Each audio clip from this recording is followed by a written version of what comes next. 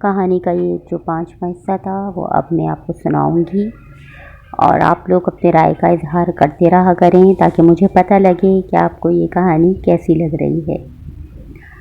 تو بیوی بہت زیادہ پریشان رہنے لگی، بہت زیادہ۔ یہ پچھلے کئی حصوں سے ایپیسوڈ سے آپ کو میں بتا چکی ہوں کہ بیوی بہت زیادہ پریشان رہنے لگی کہ آخر کرے تو کیا کرے اس عیار عورت سے جو اس کی جیٹھانی تھی، کس طرح اپنے شوہر کا پیچھا چھڑوائے۔ اس نے ایسا دیوانہ کر دیا تھا کہ کچھ بھی نظر نہیں آ رہا تھا اس کے شوہر کو، اپنی اولاد اور نہ بیوی، کوئی چیز بھی اس کو آگے مستقبل کی نظر نہیں آ رہی تھی۔ اس عیار عورت جو اس کی جیٹھانی تھی، اس کی وجہ سے بیوی سے ایسا سلوک کر رہا تھا اور بس بیوی سے دور ہوتا ہی چلا جا رہا تھا، بلکہ بیوی کو چھوٹی چھوٹی لڑائیوں میں بھی اتنا بدنام کرتا کہ بیوی کا دل کرتا کہ زمین پھٹے اور وہ اس میں سما جائے۔ شوہر کا رشتہ ذرا بھی ایسا نہیں لگتا تھا کہ اس کا شوہر اس کا محافظ ہے۔ شوہر کی حرکتوں سے صرف شوہر کے دشمن ہونے کا ہی احساس ہوتا تھا، کیونکہ کوئی بھی شوہر ایسا نہیں کرتا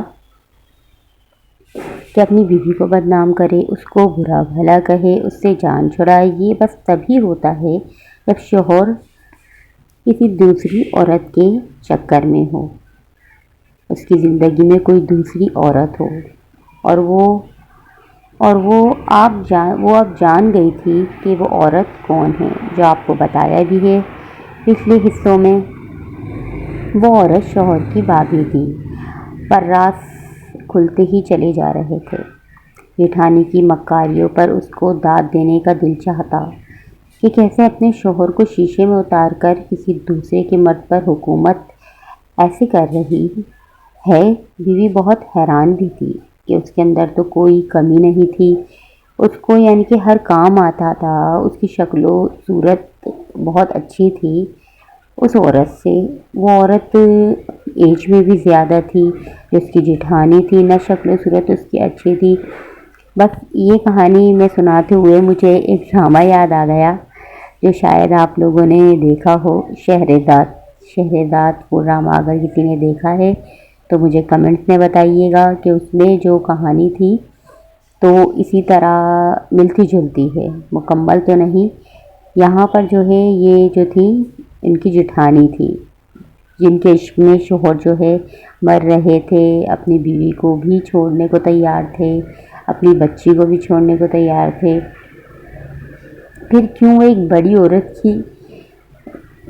سے اتنا زیادہ امپریس ہے، اتنا زیادہ اس کے عشق میں مبتلا ہے، وہ سوچ میں ہی پڑ جاتی۔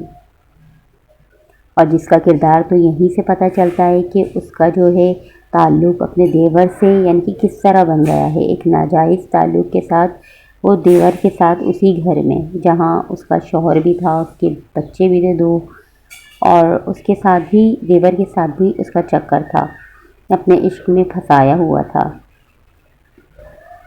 اور بات حدوں سے بھی آگے بڑھنے لگی۔ اب شوہر کے ظلم سہ کر اسی جگہ رہ رہی تھی جہاں اپنی آنکھوں سے شوہر اور جیٹھانی کے ناجائز تعلق کو برداشت کر رہی تھی۔